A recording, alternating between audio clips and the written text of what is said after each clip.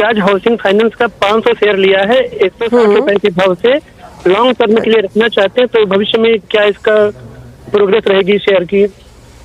Okay, कोई stop loss आपने लगाया है नहीं, राइट? नहीं, कोई स्टॉप लॉस नहीं है क्योंकि मेरा लॉन्ग टर्म का निवेश है 20 ईयर्स का। ओके, ठीक है, लेकिन मैं आपको बताना चाहूंगी कि जो आपने खरीदारी की है वो काफी ज्यादा अपर लेवल्स में ली है। 52 हफ्ते का हाई देखे तो 188 है और ये करेक्ट होते होते अपने 52 हफ्ते के लो पे आ पहुंचा है। 111 का इसका 52 हफ्ते का लो है, 114 पे इस टाइम पे करंटली ट्रेड कर रहा है। बजाज हाउसिंग फाइनेंस ने अगर बजाज फिनसर्व भी देखे तो आज वहां पे भी एक डाउनसाइड हमें देखने को मिल रहा है। मानस सर, आगे की ट्रेजेक्ट्री कैसी है? और एक बार मुझे ये कॉन्सेप्ट भी समझाइए कि अगर हम लॉन्ग टर्म के पर्सपेक्टिव से कहीं पे भी खरीदारी कर रहे हैं तो उस टाइम पे हम डायरेक्टली स्टॉप लॉस को अवॉइड कर सकते हैं या वहां पे भी हमें फॉर अ सेफर जोन एक स्टॉप लॉस लगाना चाहिए, बेशक वो डीपर हो?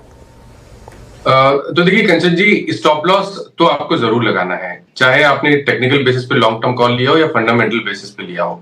फंडामेंटल बेसिस पे ले रहे हैं तो आपके लिए स्तर इंपॉर्टेंट नहीं होता है, आपका जो रिस्क एपेटाइट है वो इंपॉर्टेंट होता है कि अगर आपको एक पोजीशन बनाई है और आपने उसमें माना हुआ है कि 20% का आप रिस्क देख सकते हैं, तो 20% के नीचे अगर जाए तो आपको वहां से निकलना चाहिए। लेकिन टेक्निकल बेसिस पे अगर आपने पोजीशन लॉन्ग टर्म के लिए बनाई है तो वो कोई बहुत ही अहम स्तर होगा जहां पर आप स्टॉप लॉस लगा के medium to long term chart पे देख के उसको एनालाइज कर सकते हैं। केवल एक एग्जांपल के तौर पे बताऊं, अगर आप मीडियम टर्म चार्ट पे, वीकली चार्ट पे एक पोजीशन बना रहे हैं किसी पैटर्न को देख के, तो वहां पर ध्यान रखें जो 20 वीक मूविंग एवरेज और 200 वीक मूविंग एवरेज, 20 और 200 मूविंग एवरेज काफी इंपॉर्टेंट होते हैं, उसके नीचे स्टॉप लॉस लगाना जरूरी है।